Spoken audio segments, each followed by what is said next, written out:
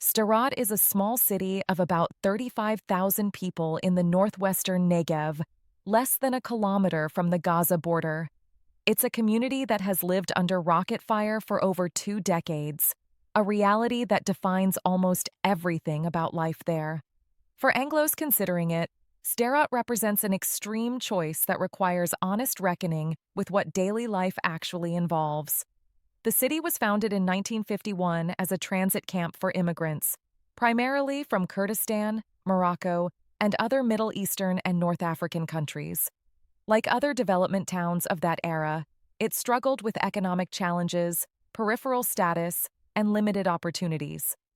The population remained largely working class and traditional, with the Sephardic character that still predominates today. Everything changed in 2001 when rockets began falling from Gaza. What started as sporadic attacks intensified over the years, particularly after Israel's disengagement from Gaza in 2005 and Hamas's takeover in 2007.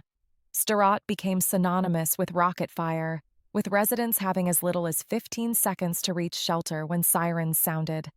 The psychological toll on the population, particularly children who grew up with this reality, has been immense and well documented. The city adapted in ways that transformed its physical and social landscape. Safe rooms became mandatory in all construction. Public spaces were built with shelters integrated into their design, including bus stops with reinforced roofs and playgrounds with concrete protection nearby. The municipality developed alert systems and response protocols. Residents learned to live with a constant background awareness of threat, punctuated by periods of intense bombardment during military operations. October 7, 2023, brought a different kind of horror. While Sderot didn't experience the same scale of massacre as the kibbutzim and communities closer to the border, the city was attacked.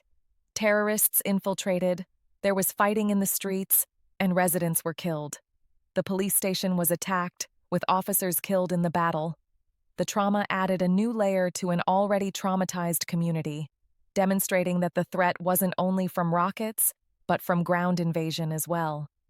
The security situation must be the starting point for any Anglo considering Sderot. This isn't about occasional tension or theoretical risk.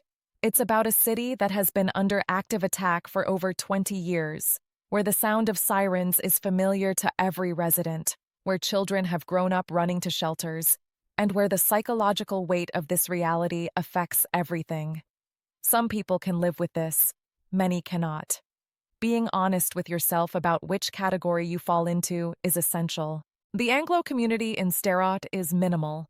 There's no organized Anglo presence, no English-speaking synagogues, no Facebook groups dedicated to Anglos in the city.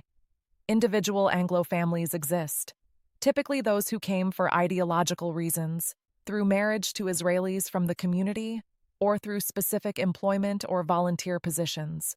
But there's no community infrastructure to support English speakers, and integration requires Hebrew fluency and willingness to become part of the existing Israeli community. Housing costs are among the lowest in Israel, reflecting the security situation. Apartments can be purchased for under 1,000,000 shekels, with some available for significantly less. Rentals can run 2,000 to 3,500 shekels for family apartments.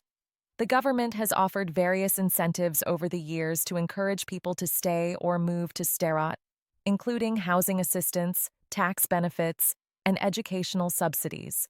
For someone focused purely on affordability, the prices are remarkable. But the prices reflect what you're taking on by living there. Employment in Sderot is limited locally.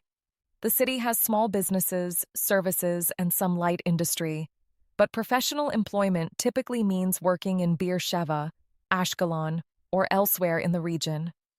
Beersheva is about 20 kilometers away, and Ashkelon is slightly closer. Commuting is manageable for those with jobs in these cities. Tel Aviv is too far for realistic daily commuting. Sapir Academic College, located just outside Sderot, provides some employment and has been an important institution for the city's development, offering higher education opportunities and bringing students and staff to the area. The college is worth noting because it has attracted some Anglos over the years, either as students or staff. Academic positions or specific programs have brought English speakers to the area who might not otherwise have considered it. Some have stayed and become part of the community, while others came for defined periods and moved on. Schools in Sderot serve the local population and have developed particular expertise in dealing with trauma and resilience. Teachers and counselors are trained to help children cope with the ongoing security situation. The schools have safe rooms and practice emergency drills. For children growing up in Sderot, this is simply part of their educational experience. Anglo children would attend Hebrew language schools with full immersion, without other English-speaking students, and with an educational environment shaped by the community's unique circumstances. The religious character of Sderot is predominantly traditional and Sephardic.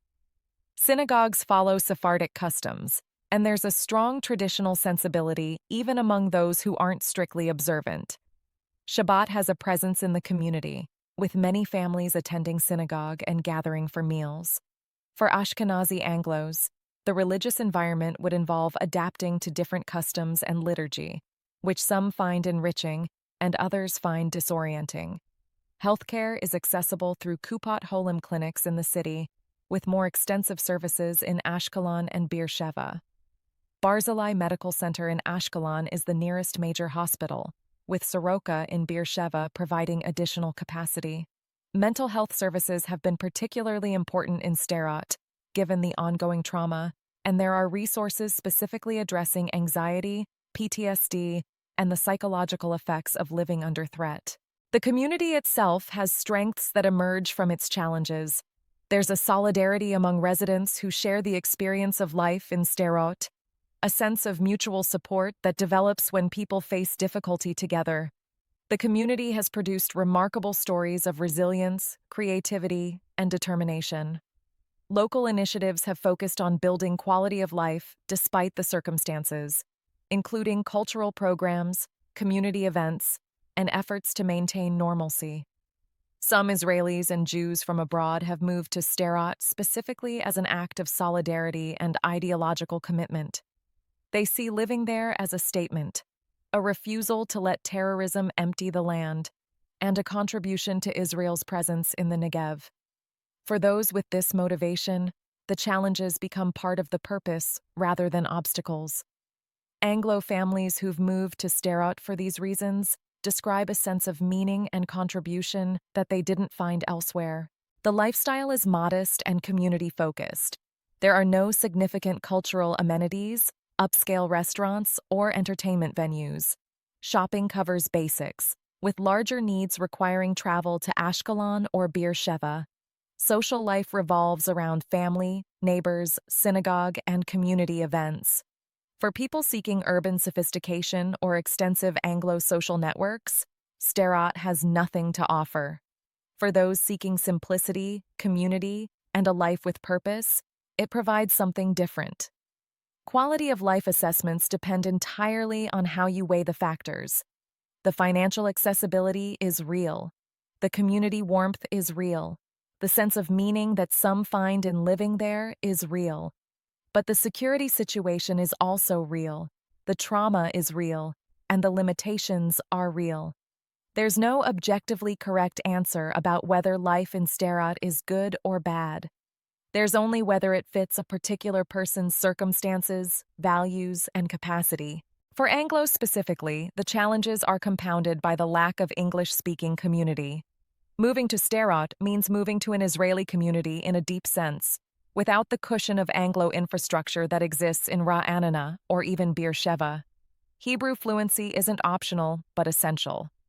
Cultural adaptation to a Sephardic, traditional, working-class community is part of the package. And all of this happens in a context of ongoing security threat that affects daily life in tangible ways. If you're considering Sderot, the questions to ask yourself are serious ones. Can you live with rocket sirens and the seconds of warning they provide? Can you raise children in an environment where trauma is part of the community fabric?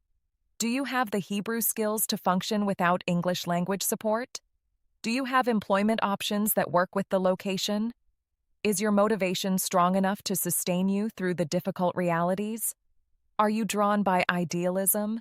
And if so, is that idealism grounded in realistic understanding of what you're taking on? Visiting before making any decision is essential, and not just a brief visit. Spending extended time, talking with residents, understanding the rhythms of life there, and honestly assessing your own response to the environment all matter. The community is welcoming to visitors who come with genuine interest, and current residents can provide perspectives that no outside description can match. Sderot isn't for most people, and that's not a criticism of the city or its residents. It's simply an acknowledgement that the circumstances require particular qualities and motivations. For the right person in the right circumstances, it offers something meaningful. For most Anglos exploring options in Israel, other communities will be better fits.